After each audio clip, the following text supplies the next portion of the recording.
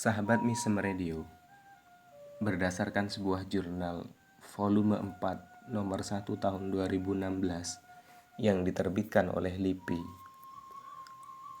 awal mula kedatangan orang Madura ke Sampit terjadi sekitar 1920-an.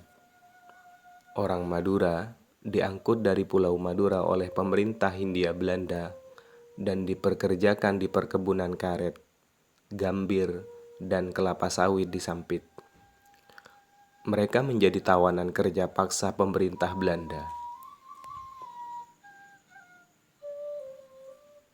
Dalam catatan sejarah, inilah generasi yang menjadi pembuka jalan terbentuknya sebuah subkultural Madura di Sampit.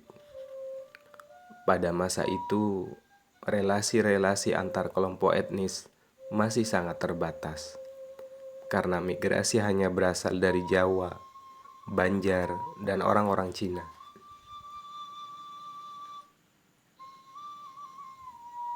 Dalam gelombang migrasi ini, tidak ditemukan konflik komunal antar etnis yang mengarah pada hal-hal kekerasan.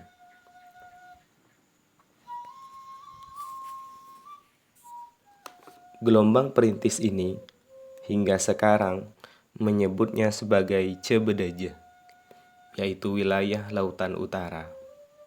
Konsep ini dikemukakan oleh orang-orang Madura untuk menyebut Pulau Kalimantan, khususnya Kalimantan Barat dan Kalimantan Tengah, karena berada di utara Pulau Madura.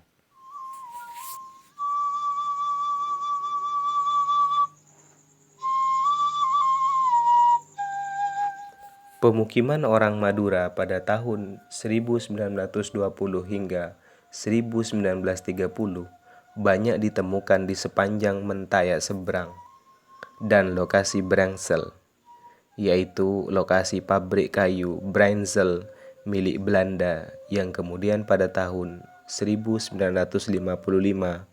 pabrik kayu tersebut dinasionalisasi asetnya menjadi milik pemerintah Republik Indonesia.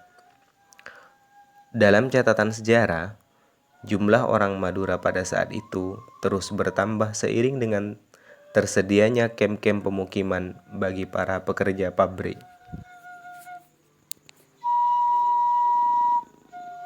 Sepanjang tahun 1920 sampai 1980, dalam kurun waktu yang cukup lama, tidak sedikit pula dari orang-orang Madura yang menikah dengan penduduk lokal.